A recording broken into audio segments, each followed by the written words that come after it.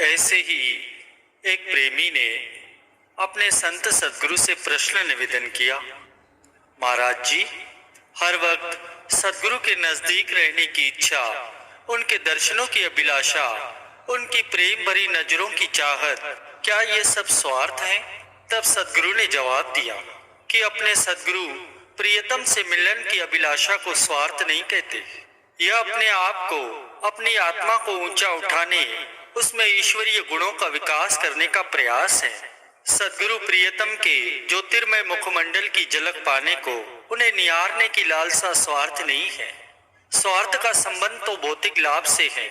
यदि आप कोई चीज प्राप्त करते हैं तो उसका जितना सही मूल्य है उससे कई गुना ज्यादा मूल्यवान उस चीज को आप समझते हैं, उसे लोगों की नजरों से छिपा कर रखते हैं, किसी इंसान को उस चीज का फायदा नहीं उठाने देते, वह स्वार्थ होता है।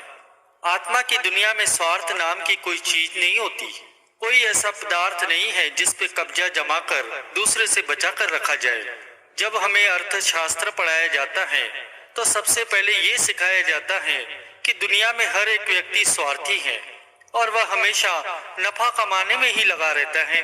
गुरु को वीडियो लाइक करना, सब्सक्राइब करना प्लीज़। वीडियो आपको पूरी देखनी चाहिए। वीडियो आप 2 से 3 मिनट की देखते हैं, प्लीज़ आप पूरी वीडियो देख के तभी आपको कुछ समझ में आएगा। वीडियो लाइक करना, सब्सक्राइब करना प्लीज़। कमेंट में लिख देना जय श्री राम प्लीज़। लेकिन ये बात केवल उन लोगों पर घटित होती है जो हर वक्त भौतिक पदार्थों को प्राप्त करने में लगे रहते हैं। अर्थशास्त्र का संबंध दुनियादार लोगों के कार्य व्यवहार से है। आध्यात्मिक और आध्यात्मिक मामलों से इन बातों का कोई संबंध नहीं होता। भौतिक जगत और आध्यात्मिक दुनिया दोनों अलग अलग दुनिया है।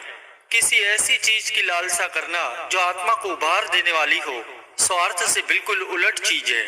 जब हम सद्गुरु की दया दृष्टि के लिए लालयित रहते हैं, उनकी आंखों में खो जाते हैं, उस वक्त हमें अपने आपे का भान नहीं रहता।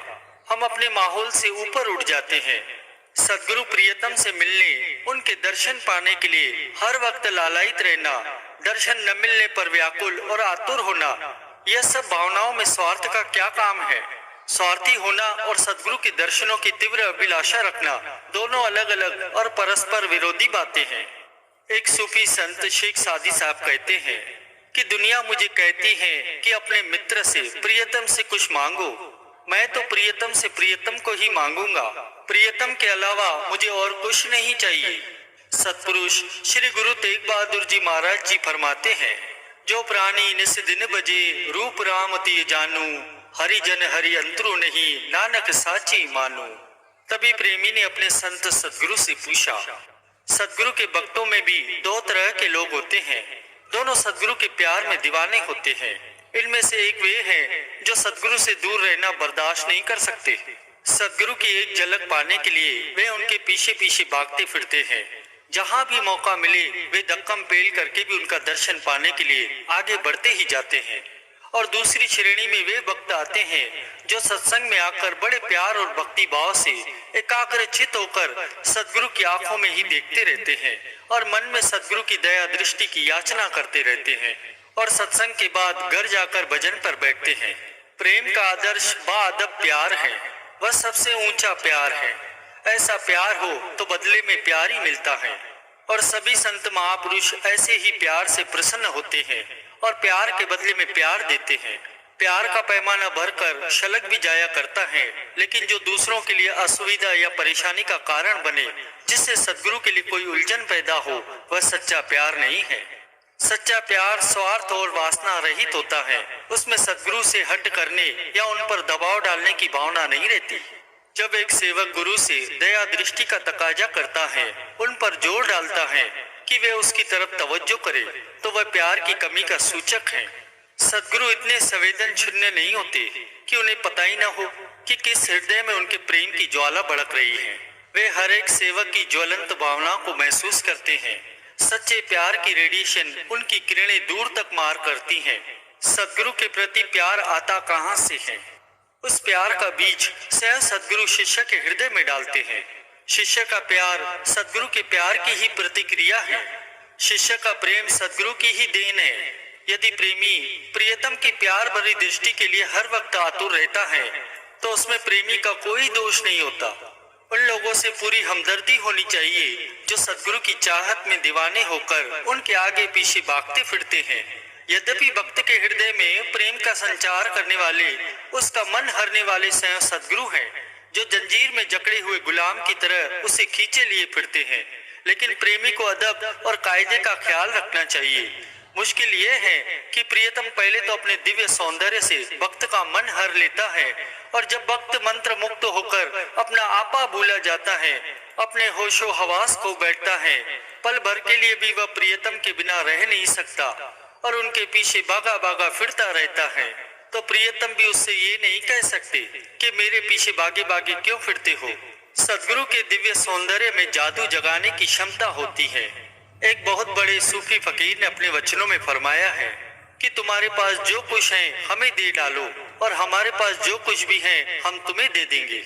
एक प्रेमी की अवस्था को बयान करते हुए कहते हैं कि मेरे हृदय में अपने प्रियतम के अलावा और किसी के लिए कोई स्थान नहीं है।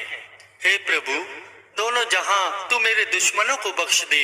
मेरे लिए मेरा परम मित्र, मेरा प्रियतम ही काफी है।